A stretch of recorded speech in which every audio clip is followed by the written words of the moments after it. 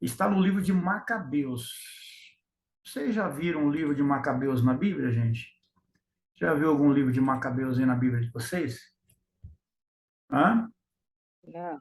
Não, não viu porque não tem o livro de Macabeus na nossa Bíblia. Ele é um livro apócrifos, né? Ele é um livro que foi feito no período antibíblico, não, interbíblico, nos 400 anos de silêncio de Deus lá. Então, ele é Macabeus, tá bom? O livro de Macabeus conta a história dos judeus. Não foi inspirado pelo Espírito de Deus, mas está na história dos judeus. Surgiu no período interbíblico, né, o Hanukkah. O que significa isso? Vamos aprender agora. O templo havia sido profanado por Antíoco Epifânio. Então, esse Antíoco Epifânio ele vai profanar o templo dos judeus. E, se eu não me engano, nessa época ele até sacrificou um porco no altar, porque o porco é imundo, né? O porco é um animal imundo para o judeu. Então, eles sacrificaram um porco no altar de Deus. Então, foi uma coisa bem agressiva para os judeus da época, que fizeram uma guerra, né, contra esse rei. Este tinha estabelecido sobre o altar de holocausto um altar pagão, considerado pelos judeus a abominação da desolação que fora dita por Daniel. Então, eles entenderam que aquela profecia que foi dita por Daniel estava acontecendo ali, que o altar seria profanado, né? O lugar santo seria profanado. Possui diversos nomes: festa de dedicação, é a Hanukkah, festa de dedicação, festa das luzes, dos macabeus, da iluminação, festival de dedicação. Todos esses nomes aqui eu colocado, né? Comemora-se o mês de dezembro, dia 24 de Quisleu. Lembra que nós falamos lá no princípio da nossa aula, que essa festa do Hanukkah, a festa das luzes, ela é uma festa que eles fazem acompanhando aí o Natal, né? Para nós o nascimento de Cristo, para eles essa libertação, porque eles ganharam essa guerra. Então nós estamos caminhando aqui para concluir essa explicação. Jesus participou.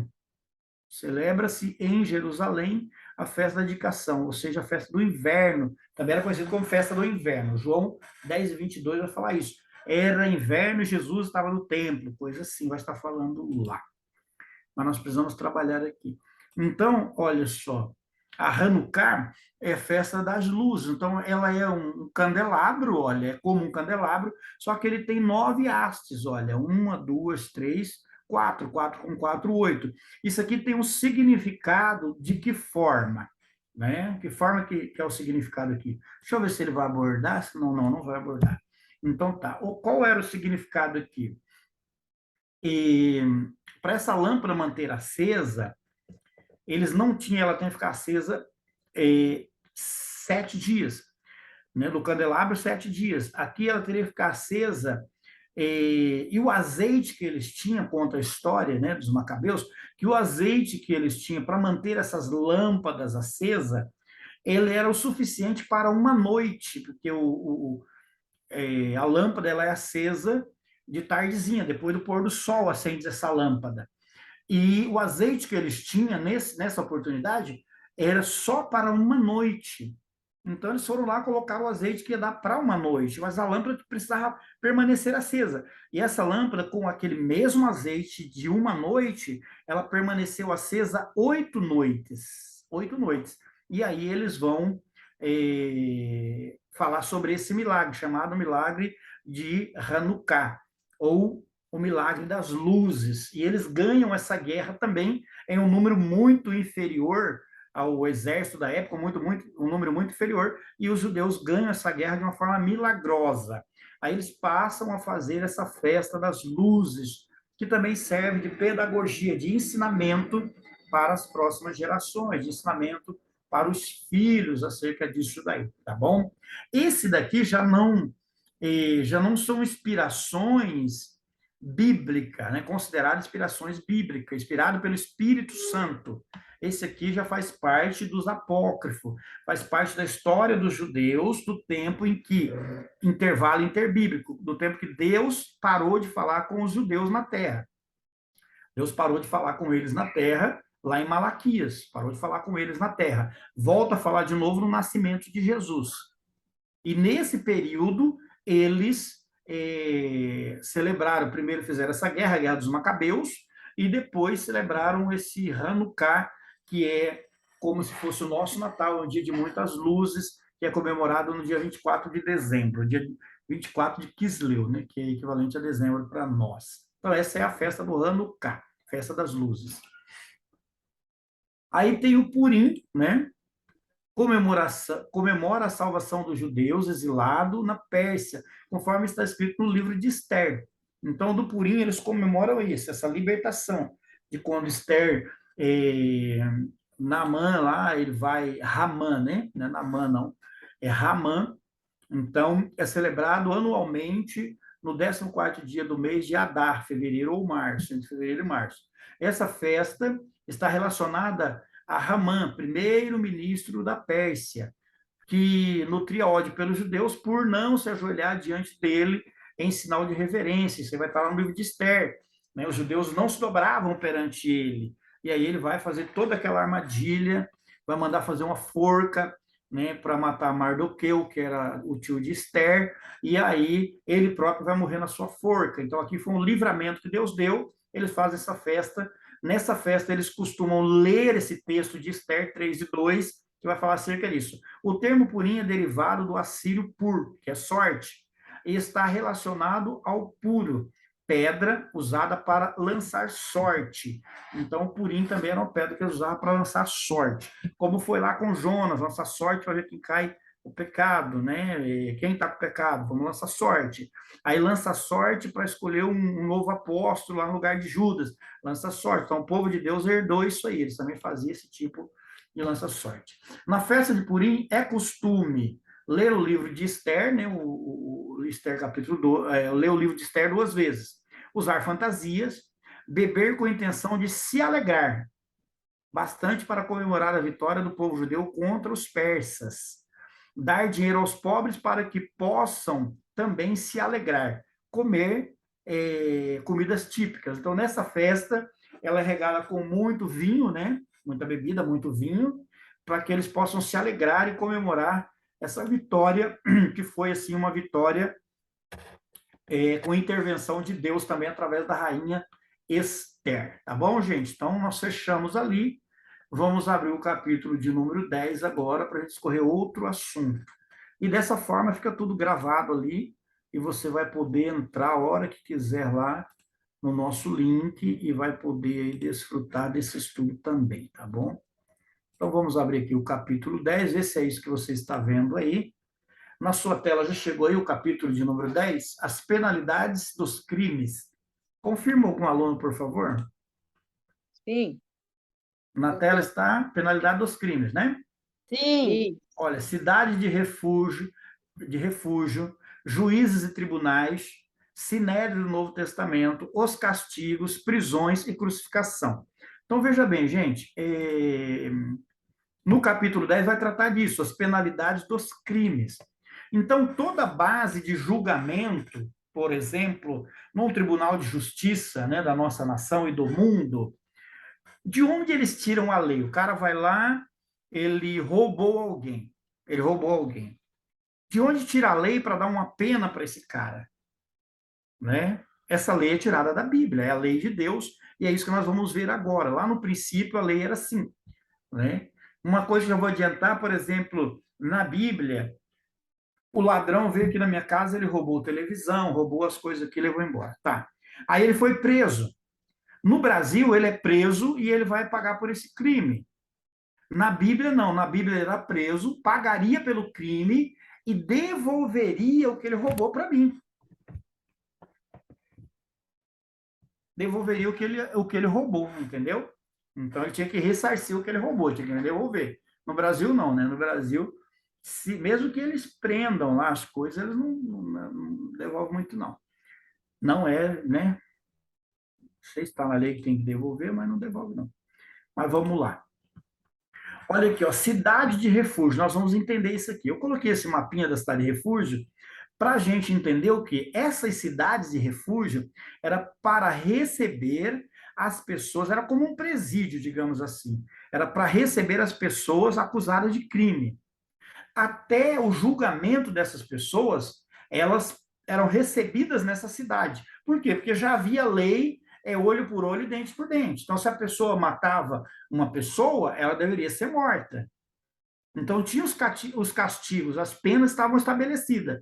Mas para essa pessoa, não, para o povo não fazer um julgamento precipitado, essas pessoas fugiam para essa cidade, ficavam refugiadas nessas cidades. Aqui nessas cidades, elas não poderiam ser mortas, porque um crime cometido, ele era pago com pena de morte. Então, para elas não morrerem antes do julgamento, antes do sacerdote julgar a causa dela, elas fugiam para essas cidades, chamadas cidade de refúgio, que o próprio Deus mandou constituir essas cidades. Nas terras dos sacerdotes eram constituídas essas cidades aqui. Olha, Guedes, né? Goiã, que está ali, Ramat, Siquém, Bezer e Hebron. Essas cidades, eram 6 cidades estabelecidas para esse fim.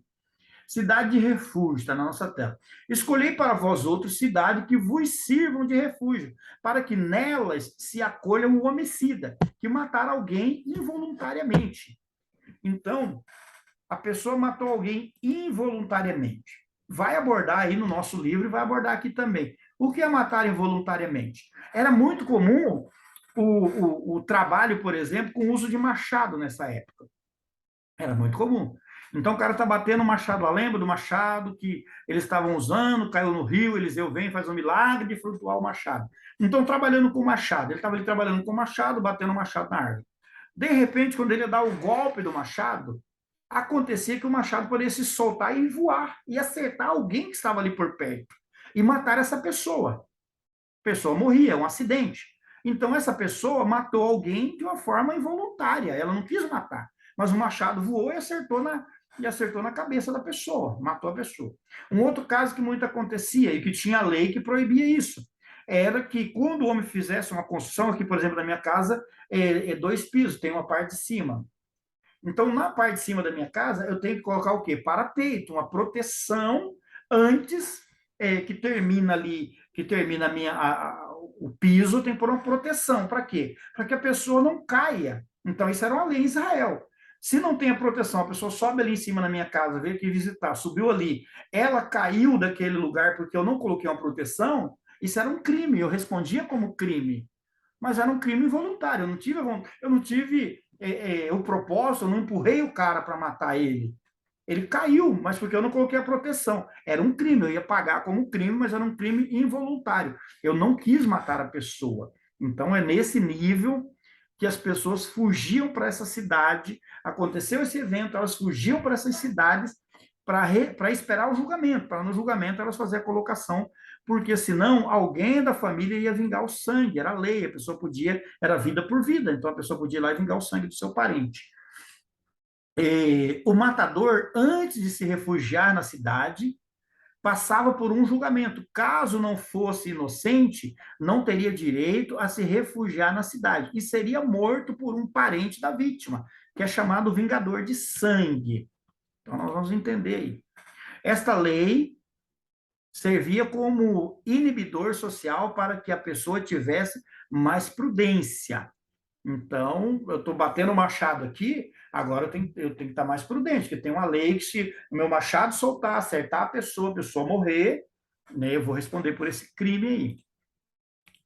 E disso, gente, vem todos os julgamentos nos nossos tribunais. Não tem aquele negócio de crime com requinte de crueldade, crime premeditado, né? Então, por exemplo, deu uma briga de trânsito ali no nervoso e tal, a pessoa estava com a arma ali e atirou na outra. Isso não é premeditado, né? Eu acredito que não dê premeditado, porque os caras estavam com arma, não sei porque ele estava com arma, se ele tem porte de arma ou não, o que ele estava fazendo com aquela arma ali. Mas ele não premeditou, é diferente a pena é uma para essa pessoa. Agora, a pessoa foi lá, né? Olhou o horário que a outra sai de casa, seguiu a pessoa, capturou a pessoa. Então, ela premeditou o crime, ela já foi com essa intenção de matar. A pena é outra, é outro nível de pena, né? Eu não sou advogado, não sou formado em direito, mas a gente sabe que é por aí o caminho, tá bom? Vem da Bíblia isso, tudo tirado da Bíblia. Elas serão locais de refúgio contra o vingador da vítima, a fim de que alguém acusado de assassinato não morra antes de se apresentar para o julgamento perante a comunidade. Tá vendo só? Então, a pessoa ficava resguardada ali, para não deixar ninguém matar ela. Como acontece hoje no nosso caso de linchamento, por exemplo. Né? A gente vê isso muito nas comunidades, de linchamento.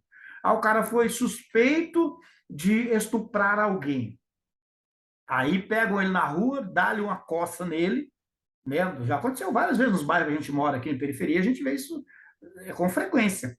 Dá uma coça no cara e tal, se a polícia não chegar para levar a pessoa embora, é perigoso a pessoa morrer. Então é uma proteção para a pessoa não foi julgada ainda.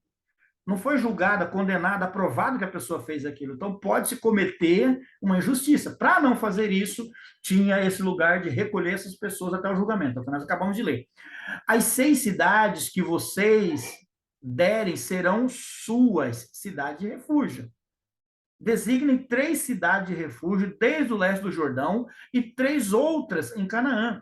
As 6 cidades servirão de refúgio para os israelitas, para o estrangeiro residentes e para quaisquer outro estrangeiro que vivam entre eles, para que todo aquele que tiver matado alguém sem intenção possa fugir para lá.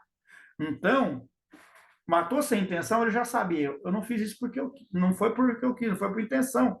Então, essa cidade recebia ele até o julgamento. Depois ele era julgado. Hoje acho que funciona mais ou menos assim. Não entendo muito, mas pelo que eu vejo nos documentários, nos jornais, é mais ou menos assim. A pessoa foi pega cometendo um crime, ela vai para uma delegacia. E ali na delegacia tem a cela, ela fica presa ali. O delegado vai ouvir tudo mais, tal, tal, tal. Depois dali, ela vai ser conduzida para. Depois que o delegado vê, analisar, julgar ali, talvez ele pague uma fiança e vai embora para casa, uma cesta básica, dinheiro, não sei, ele é liberado. Dependendo do crime, não. Dependendo, ele vai guardar ali e dali ele vai para o presídio, vai ser transferido para o presídio. Aí lá no presídio ele aguarda o julgamento. Depois ele vai para o julgamento, dependendo do que for julgado, ele volta para o presídio para cumprir a sua pena. Eu entendo até esse nível aí, né? Então é mais ou menos a mesma coisa. Ele precisava se refugiar numa das cidades de refúgio, até provar que o homicídio fora acidental. Isso em Deuteronômio 19, do 4 ao 6, vai falar isso. É tudo, a base do julgamento é a Bíblia, é a lei de Deus, tá bom? Então, ele aguarda o julgamento lá para provar que foi um acidente, que não foi porque ele quis. E tinha lei para tudo, gente. Por exemplo, a pena era diferenciada. Então, tem uma lei também dentro dessa lei que, por exemplo, na casa de um israelita, do povo de Deus, até hoje tem essa lei aplicada no nosso país, acho que aplica essa lei também. Se a pessoa invadir a minha casa, eu tenho uma arma legalizada, né? Fui lá, fiz porte de arma, fiz treinamento, tenho uma arma legalizada dentro da minha casa. A pessoa invadiu a minha casa, ela invadiu a minha casa, ela colocou a minha vida em risco e a vida da minha família em risco. Se eu matar essa pessoa, né? For contra a vida, atentar contra a vida dessa pessoa e matar essa pessoa, o julgamento é um. Muito provavelmente eu não serei preso e condenado. Por quê? Porque eu estou defendendo a minha honra, defendendo a minha casa, defendendo a minha família, então eu estou dentro do meu direito. Então isso vem da Bíblia, também tinha a mesma coisa, por isso tinha que ter o julgamento, tinha que ver como é que aconteceu a coisa certinha, né? A outra maneira de escapar das mãos do vingador do sangue era, de que maneira? Agarrar-se na ponta do altar.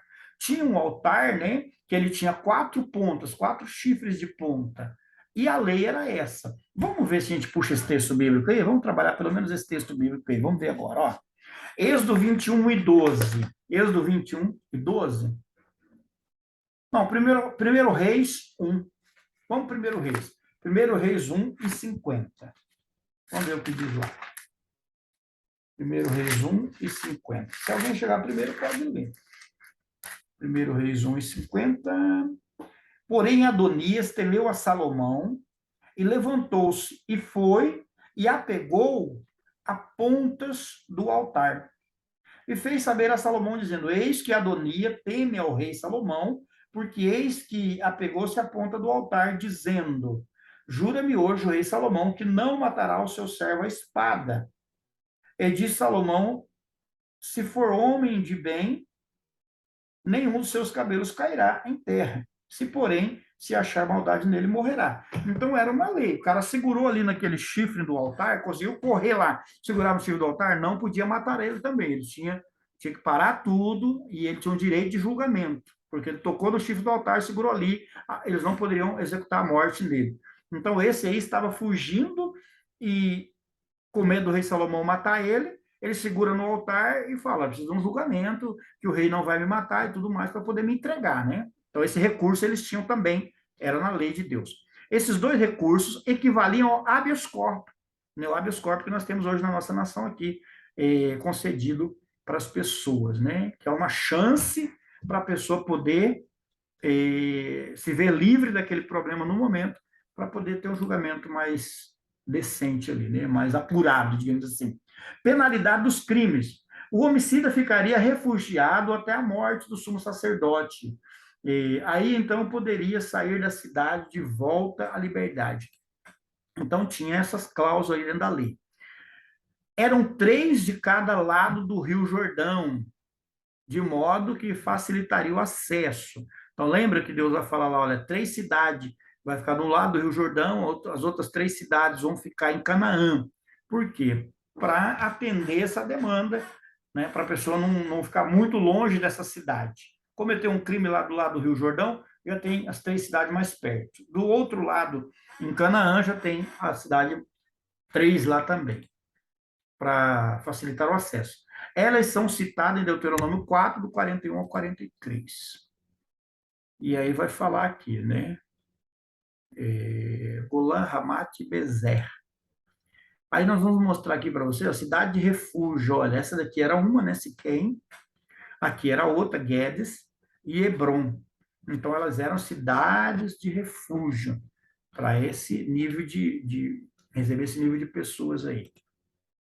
E isso é interessante a gente aprender, pessoal, né? Cultura e costumes do tempo bíblico é interessante. Por quê? Porque aprendendo isso, a gente sabe de onde vêm as leis dos tribunais, a lei de julgamento. Por isso, em um tribunal de julgamento precisa ter uma Bíblia sagrada. A pessoa coloca a mão sobre a Bíblia e jura falar a verdade, somente a verdade, além da verdade, mais nada. Então, a pessoa faz o juramento através da palavra de Deus. Então, é importante estudar isso. Alguém falou? Não? Ou espirrou, não sei. Juízes e tribunais. Então, como acontecia? E aconteceu que, ao outro dia, Moisés assentou-se para julgar o povo. E o povo estava em pé diante de Moisés desde a manhã até a tarde. Então, tinha aqui, olha, a cadeira de Moisés, onde ele julgava o povo, julgava as causas, né? As demandas, era uma briga de vizinho, né? Caso de morte, era Moisés que julgava. Então, ele era o juiz ali, né? Ele era o juiz e o tribunal ali, eles julgavam essas causas aí do povo. Alguns anciões tinham a função de julgar, normalmente, a porta da cidade. Acontecia com Jó. Jó também ele era juiz, ele fazia parte desse povo. Então, os anciões, as pessoas de renome, as pessoas de status na cidade, elas também ficavam à porta da cidade e elas julgavam essas causas também. Aí Ruth, né, 4, 1, 2, vai falar sobre isso também, que deve falar sobre o Mardoqueu, se não me falha a memória. Outros exemplos bíblicos de juiz é Débora, que julgava debaixo de uma palmeira, a qual ficou conhecida como a palmeira de Débora. Então, Débora, ela julgava as causas em Israel nesse tempo. E por que uma mulher julgava nesse tempo? Porque os homens haviam se escondido, se afrouxado, e aí Débora se apresenta como mãe de Israel, vai dizer lá a Bíblia, como mãe por Israel. Ao anoitecer, vieram 2 anjos a Sodoma. E vieram aonde? Cuja entrada estava Ló assentado. Então, Ló em Sodoma, ele era uma autoridade que julgava causas também em Sodoma. Ló, ele era uma autoridade que julgava causas na entrada da cidade. Era uma forma deles julgarem. A gente vai ver sobre Ruth, sobre outros textos bíblicos vai falar sobre isso. O Sinédrio que era como um tribunal também, um tribunal de justiça, né? Só que era dos judeus, e como nós estamos falando cultura e tempos bíblicos, do judeu é isso aí. Era a Suprema Corte dos judeus para as questões religiosas. Então, aqui, por exemplo, no Sinédrio, O Sinédrio ele era composto de 70 homens, entre 70 e 71 homens era composto ele, para julgar as causas religiosas.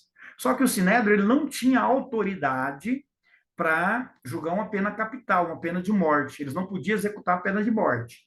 Eles executavam outras penas, né? Outras penas eles podiam executar, como as 40 chibatadas, dependendo do julgamento, ele falava, olha, 40 chibatadas no couro do camarada, era 40 chibatadas e o chicote era feito de osso, era bem cruel mesmo, né? Para judiar mesmo, era uma pena severa, 40 chibatadas. Eles poderiam colocar essa pena. Eles não poderiam dar pena de morte, por isso vai ficar aquela lenga-lenga com Jesus. Jesus era judeu.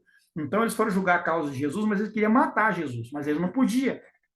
Então o que eles fazem? Eles mandam para os romanos julgar. Por quê? Porque se os romanos julgam, os romanos têm pena de morte, foi o que aconteceu. Jesus foi julgado e condenado à morte pelos romanos, porque só os romanos podiam julgar a pena de morte. Aí. Questões religiosas, olha, o presidente do Sinédrio era o sumo sacerdote, Atos 7:1 vai falar sobre isso. O Sinédrio era composto geralmente por 70 homens, tá aí também. Lesão corporal, então, o Sinédrio, a gente fecha para lesão corporal. Se durante uma discussão um judeu ferisse o outro, seria obrigado a indenizá-lo pelas perdas sofridas e as despesas médicas em consequência do ferimento. Então, o cara bateu no outro, indenização, vai ter que indenizar, tudo isso aí. De onde vem as nossas leis, eu acho que de danos morais, coisas assim também, né? Danos morais, danos físicos, tem tudo. A aplicação da nossa lei é tudo tirado da Bíblia. Se durante uma discussão, tá, nós já falamos, se dois brigassem ferindo um ao outro com pedra ou com o punho, e o ferido não morrer, mas cair de cama, se ele tornar a levantar-se e andasse fora, apoiando ao seu bordão, então será absolvido daquele que o feriu. Somente lhe pagará o tempo que perdeu e fará guardar-se totalmente. Então tinha que indenizar a pessoa lá pelos danos que ele fez. O homem deveria cuidar de evitar acidentes. Esse é o que eu falei aqui de cima da parte de cima da casa aqui, olha. Quando edificar uma casa nova, far-lhe-ás no terraço um parapeito, para que nela não ponhas culpa de sangue, se alguém de algum modo cair dela. Então, a grade de proteção ali em cima, eu tenho que colocar uma grade de proteção, um portãozinho, para que ninguém caia daquele lugar, porque senão a culpa é minha. Agora, se a pessoa subir lá e pular, aí o problema é dela, a culpa não é minha. O sistema de segurança está todo feito lá de proteção, mas ela que não respeitou. Então, tem tudo isso aí também. Se dois homens brigassem entre si e causassem um aborto em uma mulher, o causador deveria pagar uma indenização ao casal, conforme estipulado pelo marido e pelo julgamento dos juízes. Então, olha só, dois vizinhos brigou, a mulher do vizinho está grávida, teve aborto. Vai pagar por aquela vida ali, vai indenizar. O tráfico de pessoas também era punido com a pena capital. Então, traficar pessoas aí já era pena de morte, né? O que rapta alguém o que rapta alguém e o vender ou for achado na sua mão será morto. Então, isso era um crime hediondo, né? Seria no nosso colocado como crime hediondo. Só que no Brasil não tem pena de morte, né, gente? Não tem pena de morte, mas não tem prisão perpétua também, mas às vezes condena uma pessoa a 100, 200 anos, ninguém vai viver 100, 200 anos. Mas a pessoa sempre sai antes ou foge, né? Dificilmente compra a pena tudo bacaninha. De estupro, a mesma coisa. O estupro, em determinada circunstância, poderia levar igualmente a pena capital. Então, dependendo da situação, era pena de morte por estupro. Né? Agora, quando alguém tirava a virgindade de uma moça, nós aprendemos aqui também, já não era estupro, era algo ali consensual. Então, ele tinha que indenizar o pai da moça e tinha que casar com a moça. Tinha suas penalidades, né? Mas era mais branda. Danos materiais. Para o crime de menor dano para a sociedade, de uma forma de fiança, né? Ou melhor, indenização paga aquele que fora lesado. Então, danos materiais, era a mesma coisa. Tem que pagar. E furto.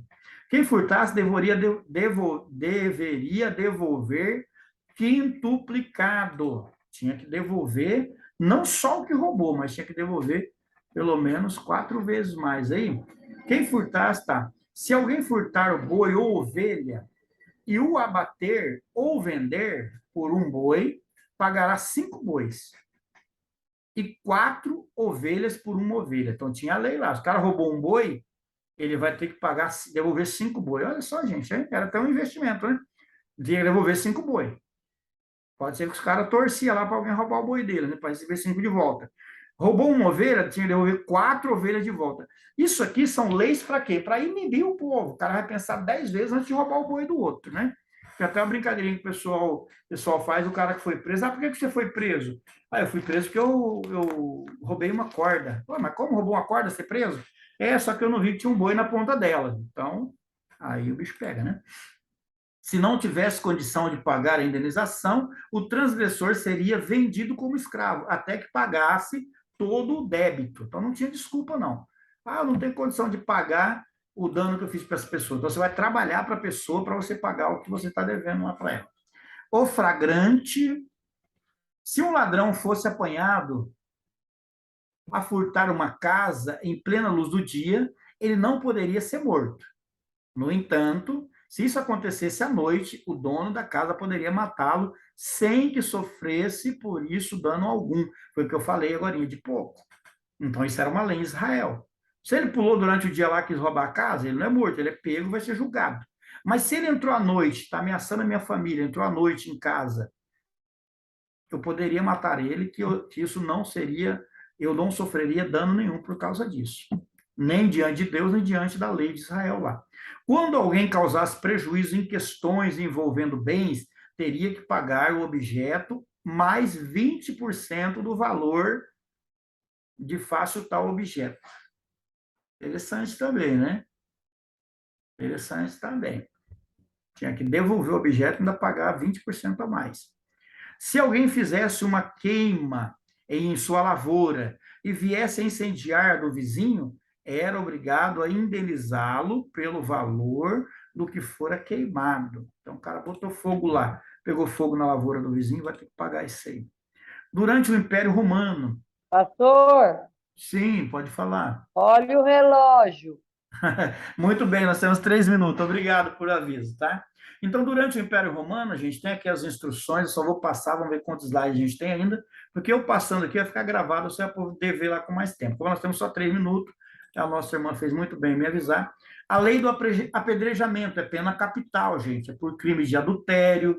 Então, a lei do apedrejamento era a coisa mais séria, né? A condenação à morte aqui. A mulher sendo condenada a apedrejamento. O que mais que tinha?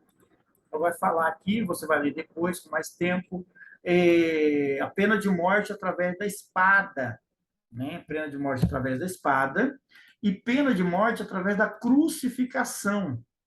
Da crucificação.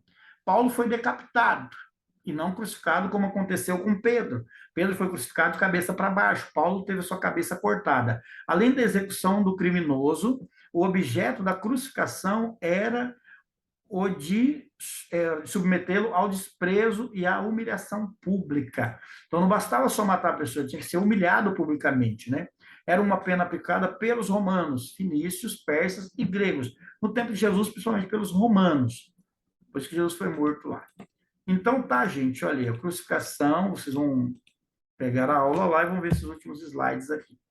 É isso aí, fechou? Nós temos só 1 minuto e meio aí para a gente poder falar aqui alguma coisa. Então tá, pessoal, é o seguinte, na nossa aula da semana que vem, nós teremos o devocional, tá bom? Esse devocional, ele tem um objetivo do quê? De você trazer pessoas que você queira apresentar o trabalho que nós estamos fazendo aqui no nosso núcleo de teologia. Então, você pode trazer as pessoas para apresentar esse trabalho, tá bom? Você pode convidar mais pessoas para vir para essa aula da sexta-feira que vem. Eu quero que eu vou falar lá no grupo, 2 alunos, eu vou deixar para vocês. Você tem o desejo de fazer um devocional na sexta-feira que vem, na primeira aula, fazer um devocional de 10 a 15 minutos. O que é um devocional? Você trazer uma palavra de Deus para quem estiver ali, tanto para os alunos quanto para os nossos visitantes.